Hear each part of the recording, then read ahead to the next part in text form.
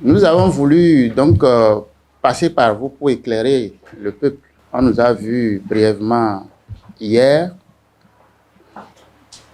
au palais de la Marina. Mais il était question d'une audience accordée par le chef de l'État à la suite d'une demande que nous lui avons adressée. Et vous connaissez le débat en cours dans le pays qui focalise l'attention de tous. Et nous avons estimé que, au nombre des contacts qu'il est en train de prendre, qu'il faille que nous aussi, nous allions donner notre position. Donc, il nous a accepté, il nous a accordé l'audience, et nous allons vous dire tout à l'heure ce que nous avons pu dire avec lui.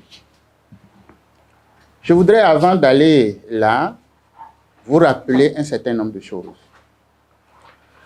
Je vais vous rappeler la philosophie qui sous-tend notre position depuis 2019. Je ne vais pas rappeler les événements de 2019 que vous connaissez, violence, mort d'hommes, etc., suite à l'exclusion donc de l'opposition aux élections de 2019. Sensible à tout ce qui s'est passé, à la perte des vies humaines d'innocentes personnes, nous avons décidé de rabattre la coupe, enterrer notre hache de guerre, privilégier donc le dialogue, la recherche du consensus, et tout ceci dans la paix. Parce que, on dit souvent dans notre langue, si on tire trop, si la corde ne se casse pas, c'est la bête qui meurt. Notre pays n'a pas besoin de ça. Nous souffrons, nous sommes en difficulté. Chacun connaît comment il vit, il se débrouille aujourd'hui au Bénin. Mais le minimum à préserver, c'est le pays. On peut ne pas être lié à ceux qui sont au pouvoir, etc., mais préservons l'essentiel. Donc, au nom de ça, lorsque finalement le chef de l'État a voulu que les partis qui ont été exclus pour n'avoir pas pu obtenir le certificat de conformité, donc quand il a appelé pour dire, bon, vous pouvez maintenant avoir vos récépissés, nous nous sommes dit, il faut aller prendre d'abord. Il faut avoir un cadre officiel de combat. Et donc, nous sommes allés prendre le récépissé et nous avons accepté d'aller au dialogue. Toujours dans l'esprit d'apaiser le pays. Ça n'a pas manqué d'apporter quelque chose à cela. Ça a calmé un tout petit peu la situation que vous connaissez.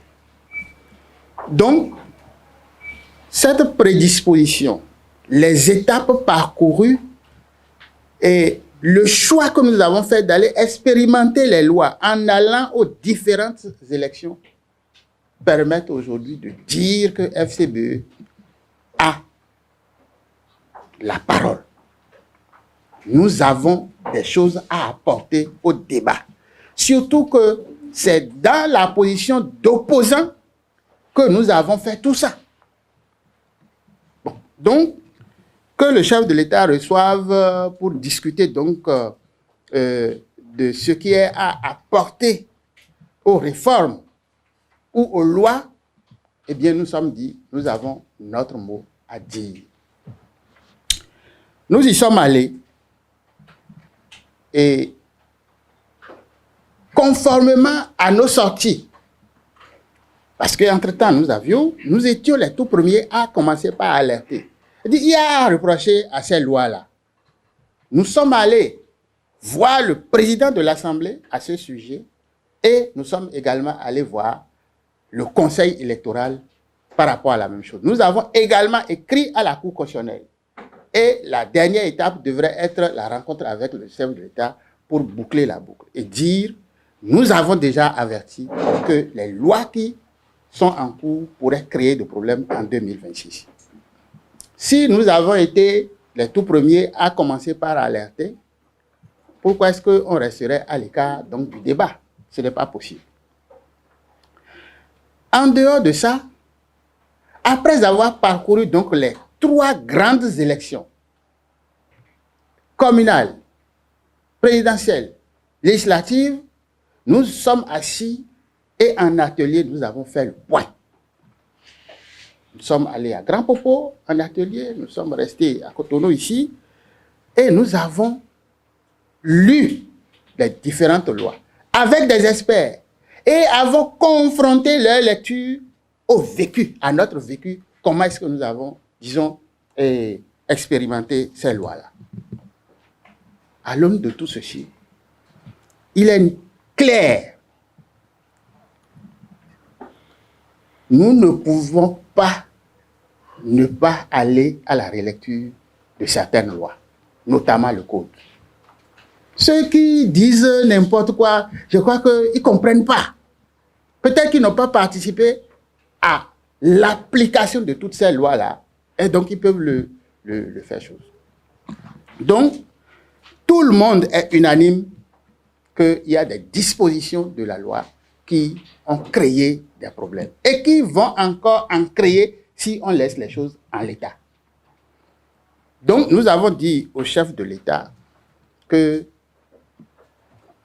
nos expériences nous obligent à vraiment souhaiter qu'il y ait une relecture du code. Non pas par rapport au point précis soulevé par la Cour constitutionnelle, mais en allant plus loin, en faisant une lecture plus globale, de sorte à extirper du code les problèmes que nous avons vécus jusque-là.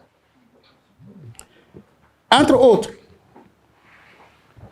lorsque vous voyez les montants des cautions à payer au Bénin, vous-même imaginez une formation politique de l'opposition au Bénin aujourd'hui réunit 163 500 000, plus 18 millions, plus 50 millions, la même année, sans compter ce qu'il faut pour aller faire campagne, etc., etc., c'est énorme.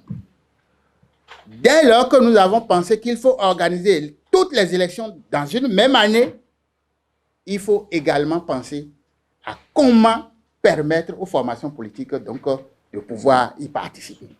Donc, il faut aller voir combien on peut véritablement payer en termes de caution. Il faut réduire la caution. Lorsque nous sommes allés aux élections en 2020, c'était la croix et la bannière pour avoir les quitus fiscaux. Celui qui est dans un arrondissement de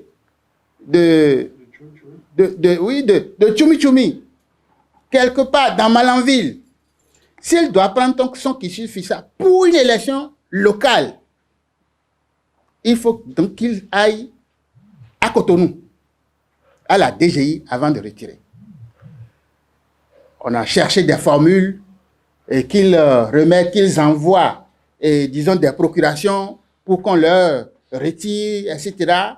Eux, ils vont dans leur mairie, lorsque le maire signe, ça vient ici, on dit non, il faut que ça soit signé par le tribunal, etc., etc. On nous a tourné sérieusement en rond. Nous avons dit au chef de l'État qu'il faut déconcentrer la délivrance des quitus fiscaux. Mais on est aujourd'hui, bon, le pouvoir se vante d'avoir facilité, disons, les démarches administratives à travers les e-services, etc. Donc, la direction peut rester en contact avec, la direction générale peut rester en contact avec les directions départementales pour que ça soit facile de délivrer les quitus, que les gens ne soient pas obligés de quitter et Tanguieta et venir à Cotonou avant de pouvoir retirer. C'est, par exemple, des choses que nous avons soulevées. Venant au problème de parrainage, c'est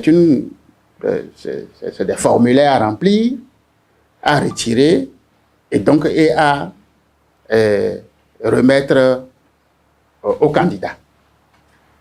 Qui prend? Qui remet? Qui fait le choix?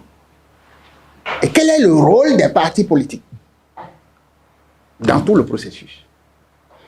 Eh bien, nous, on a connu ce qui s'est passé en 2021. Vous avez un élu qui est de votre parti, et qui va prendre son quitus à la Sénat et qui passe par un autre chemin et va déposer ailleurs. Bon.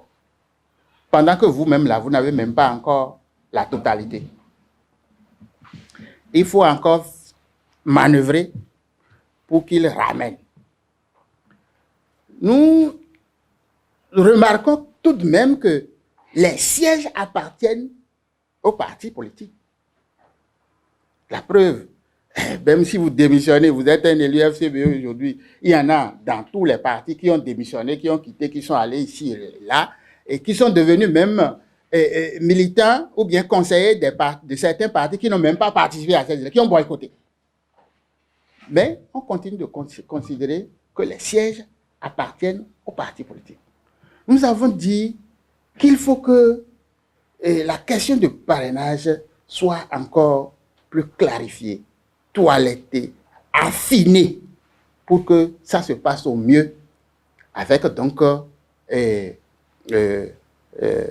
la prise en compte, n'est-ce pas, des décisions qui se prennent au niveau donc des partis politiques. Sinon, ça sera vendu. Vous vous souvenez, un député avait demandé en 2021 à combien on va même vendre ce truc-là.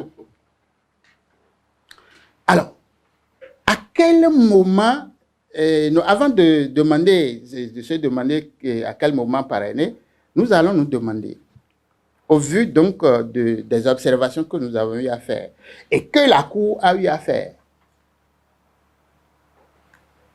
quelle est la mandature qui va parrainer en 2026? Pour nous autres, c'est les élus de 2026 qui doivent parrainer. Et pourquoi? Vous voulez élire un président de la République qui aura 5 ans à faire avec des élus, donc mis en place à partir de 2026.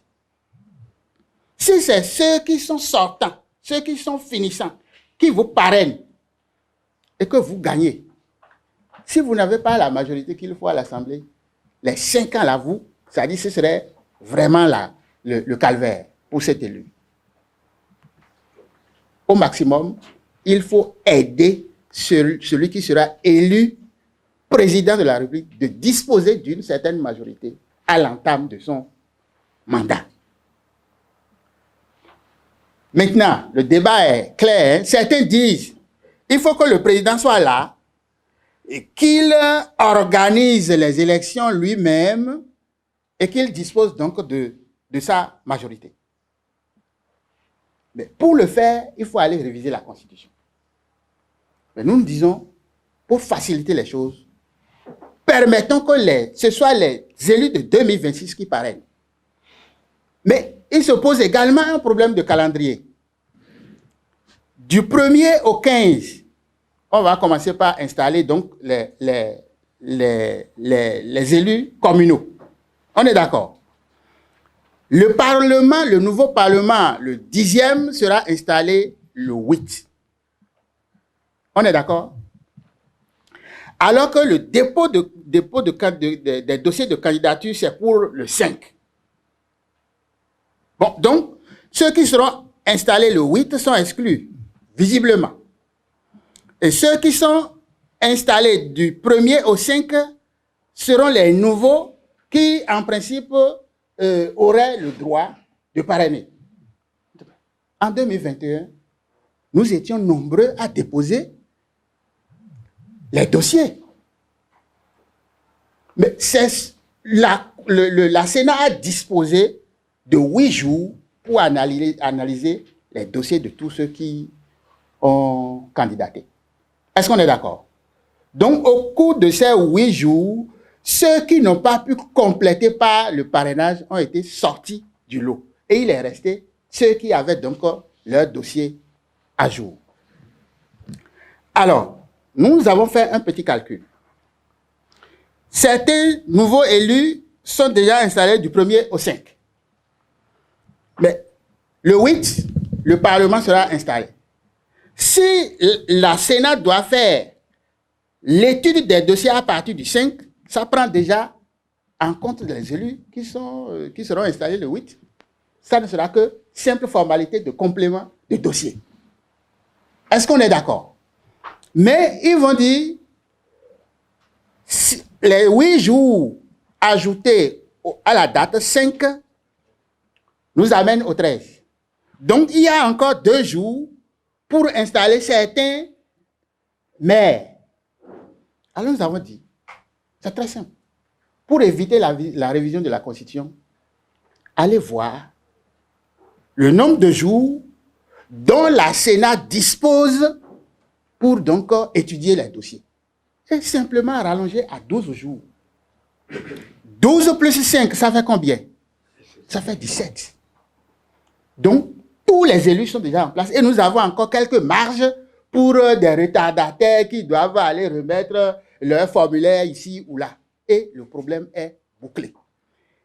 À partir du 17 là, il y a encore 3 jours qui seraient accordés aux candidats pour corriger les éventuels. Vous voyez que très simplement, nous aurions évité tous les problèmes que nous avons. Donc, voilà quelques propositions. Nous avons dit, nous en avons d'autres, parce que nous avons procédé à la lecture du code par rapport aux élections communales et cette affaire de, comment on dit, d'accord de gouvernance, etc., etc. Plein de problèmes qui se posent à ce niveau. Et nous avons proposé que, à l'étape où nous sommes, qu'il faut que l'Assemblée constitue un petit comité ou que le président de l'Assemblée fasse un appel pour donc que ceux qui ont des propositions à faire viennent avec leurs propositions pour éclairer et que la décision à prendre soit une décision consensuelle. Et donc, pour nous, rien ne doit se faire de façon exclusive. Il faut dialoguer, il faut échanger, il faut impliquer, il faut faire en sorte que, en le faisant, non seulement qu'on ait la lumière de toutes ces sommités, ces connaissances, etc., et que, en dehors de ça, que tout le monde se sente impliqué pour la paix dans notre pays. Donc, je crois que c'est ça que nous sommes allés faire et le président nous a écoutés. Il nous a vraiment écoutés et n'a pas manqué de montrer son sentiment que lui, il est déjà fini, que lui part. Il nous a réitéré ça. Il est lui, qu'on révise, qu'on fasse, non, lui n'a plus vraiment d'intérêt à ce que, donc, pourvu que ça permette, n'est-ce pas, de continuer et que le pays soit en harmonie, etc., après lui, etc. Donc, bref, ça nous a permis de savoir que, bon, il n'est pas derrière ce qui se fait, profession de foi, mais que c'est aux acteurs de prendre leur responsabilité et faire ce qui doit se faire. Et donc, je peux m'arrêter là par rapport à ce que nous nous sommes dit. Et je crois que s'il n'y a pas grand-chose derrière la tête, s'il n'y a pas d'autres combines, d'autres... nous pouvons simplifier les choses et faire en sorte que, eh bien, le pays se porte mieux et que nous abordions sans difficulté les élections de 2026.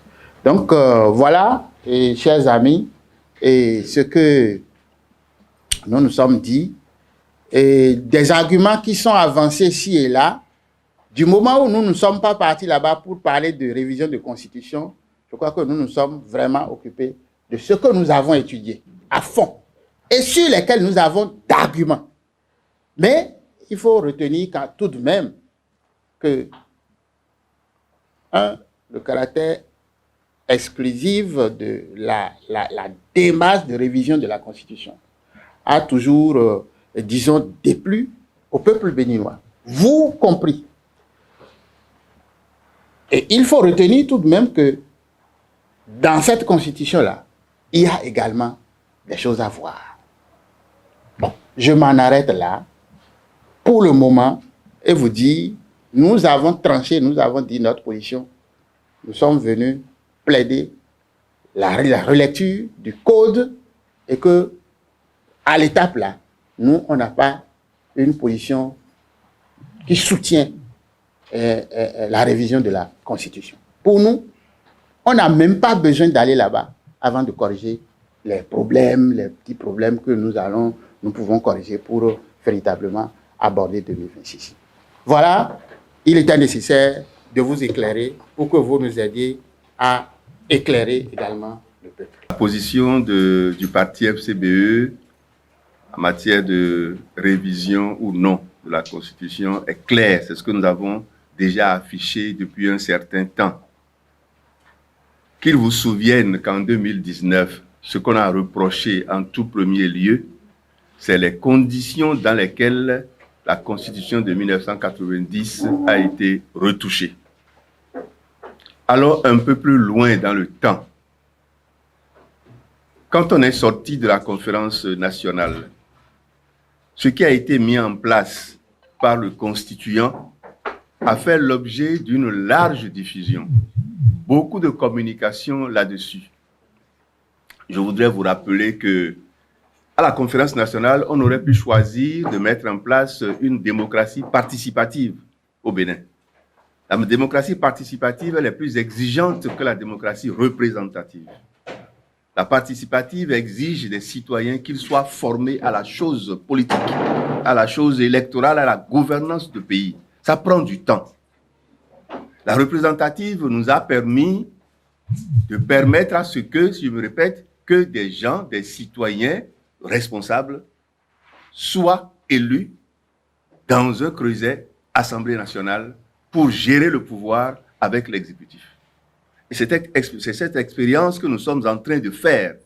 Et normalement, pendant les 30 ans, les 30 et quelques que nous sommes en train de faire, on devait élargir la formation des citoyens pour que progressivement, on ouvre la démocratie. Mais ce qui a marqué la démocratie béninoise et qui fait notre identité, c'est que la démocratie représentative à la béninoise est basée sur le consensus. C'est cela qui a été, excusez-moi l'expression, violé depuis 2016. Et c'est parce que cela a été violé qu'en 2019, la Constitution de 1990 a été relue sans la participation du peuple. Également sans la participation des autres acteurs politiques en dehors de ceux qui sont à l'Assemblée nationale. Et c'est ça le vrai débat. Aujourd'hui, est-ce que une telle, j'allais dire, un bis épithète, on ne peut pas répéter ce qui s'est passé en 2019. Si on répétait cela, on mettrait le pays à feu et à sang. Un homme politique responsable ne peut jamais dire, ne dit jamais, jamais. Ne dit jamais non. Peut dire oui, mais en se justifiant. Le Sène l'a dit tout à l'heure, je voudrais le répéter, le marteler à nouveau. La Constitution révisée, la 1990 révisée, modifiée par la 2019, comporte toujours des insuffisances. Nous avons passé le temps à lire dans tous les sens, et il y en a plein, des insuffisances. Donc, en engageant une démarche hautement technique dans un contexte apprécié par tous, donc le consensus, on doit pouvoir relire techniquement les différents points qui font problème. Ces conditions ne sont pas remplies aujourd'hui. Lorsque ces conditions vont se remplir, nous allons nous asseoir, toute la classe politique, mais appuyée par la classe sociale, la société civile.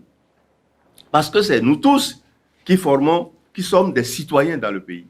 Et quand la paix est menacée, ce n'est pas seulement les politiques qui sont concernés, c'est nous tous.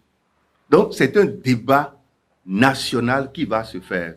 Pas forcément à l'occasion d'assises nationales, telles que certains le souhaitent, ce n'est pas du tout cela. Donc, au niveau de FCBE, nous avons dit et nous répétons non, fermement non, encore fermement non à toute révision opportuniste, non consensuelle de la Constitution. Si vous relisez ça dans l'autre sens, ça veut dire quoi? Ça veut dire oui, absolument oui, à toute révision de la Constitution, mais toute révision non opportuniste, non consensuelle, non opportuniste et consensuelle. Non, non, non au non consensuel et opportuniste, oui, oui, oui au consensuel non opportuniste. Puisque les conditions d'une révision consensuelle non opportuniste ne nous semblent pas réunies, alors FCBE continue de dire non à toute révision dans ce sens-là, ou de cette nature-là. C'est pour cela que nous avons passé le temps à lire et relire le code électoral pour trouver la formule, puisque c'est nous qui avons éprouvé le plus, en dehors de nos amis BR et UP Le Renouveau, c'est nous qui avons éprouvé le plus, et c'est nous seuls qui en souffrons le plus, parce que le BR Le Renouveau n'en souffre pas comme nous. Je veux dire les lois, les réformes. Donc, nous avons dit, laissons de côté toute révision de la Constitution et regardons au niveau du code. Mais je voudrais quand même, une fois que j'ai dit ça, rappeler que, au niveau des élections générales, de notre lecture, ce qui a sûrement justifié les élections générales, et nous observons dans tous les pays du monde, on donne l'occasion à un élu président de la République de gouverner assez facilement avec des élus nationaux, députés et communaux municipaux. C'est sûrement ce qui a gouverné à la mise en place dans la loi constitutionnelle le titre 10-1, élection générale. C'est sûrement ce qui a gouverné.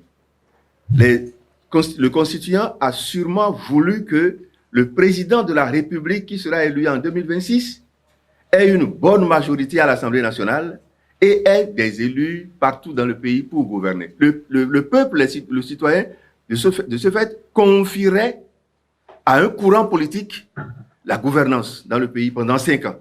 Ça harmoniserait les choses. Mais ils ont raté. Nos amis d'en face ont raté. Est-ce qu'ils veulent aujourd'hui se rattraper? Le débat va être ouvert. Nous savons ce qu'on doit pouvoir faire au niveau de la Constitution. Mais nous disons non aujourd'hui parce que les conditions ne sont pas réunies. À la différence des autres, nous ne disons pas, en faisant du populisme, non, non, non, non. Il faut qu'on habitue progressivement le peuple béninois à adhérer à la relecture responsable des différents points de sa Constitution. Tenez les amis, je vais finir par là. En relisant nuitamment, pas comme en 2019, en relisant nuitamment la Constitution hier, j'ai revu des traces faisant allusion au Haut Conseil de la République. Au Haut Conseil de la République, les députés vont prêter serment devant le président du Haut Conseil de la République. Ça a encore du sens aujourd'hui? Ça n'a plus de sens aujourd'hui. Donc, il faut s'asseoir pour dire, mais c'est daté ça. Il y a 30 ans, il y a 30 et quelques années, c'est daté. Maintenant, comment on récupère ça? On met ça quelque part et on continue en faisant seulement référence à ça sans que ce soit une pièce maîtresse. Une disposition maîtresse dans la Constitution. Donc voilà, chers amis, il y a beaucoup de choses à faire. Ce que FCBE propose, c'est en toute tranquillité, en toute patience, en toute responsabilité. Et c'est ça qui nous caractérise, qu'on aborde ce qui arrive dans le calme total. Et ça nous ressemble bien parce que nous sommes une opposition responsable, non opportuniste, non populiste. Je vous remercie.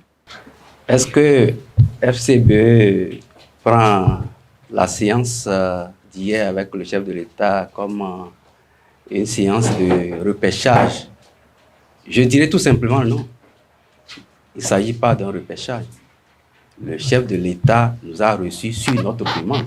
C'est FCBE qui a demandé l'audience pour aller dénoncer cette exclusion, pour aller dénoncer cette marginalisation. Et ce n'est que justice rendue par le chef de l'État. Donc notre sentiment est le sentiment de ceux qui ont reçu une justice, tout simplement par rapport à tout ce que vous voyez au niveau de la classe politique, le traitement qui est fait du parti FCBE. Et ça m'amène à aborder l'absence remarquable et remarquée du parti FCBE à la séance de concertation du parti Les Démocrates. Il faut que l'opinion publique nationale et internationale retienne que le parti FCBE n'a à aucun moment reçu, ni officieusement, ni officiellement, aucune invitation de la part du parti Les Démocrates à cette rencontre. En fait, les amis veulent exclure, comme vous vous en doutez, les vrais acteurs, les acteurs de premier plan qui ont non seulement expérimenté, mais éprouvé ces lois liées à la réforme du système partisan. Et donc, qui sont à même, qui sont les mieux indiqués aujourd'hui, dans le pays, pour proposer des directives dans ce sens-là, en vue d'améliorer ces lois pour éviter toute exclusion aux élections à venir. Et en tout état de cause, le parti FCBE ne restera pas en rade face à ce débat. Le parti FCBE entend prendre une part très active et prend déjà une part très active pour ce débat. Ce débat ne se fera pas sans le parti FCBE. Nous sommes les acteurs les mieux indiqués pour dire ce qui a marché, ce qui n'a pas marché et ce qu'il faut corriger. Et la preuve, on vous a donné un exemple par rapport à ce débat qui est très rouleux, une solution très simple, très pratique. Il s'agit de la relecture de l'article 41, alinéa 11 du Code électoral. Et tout est joué.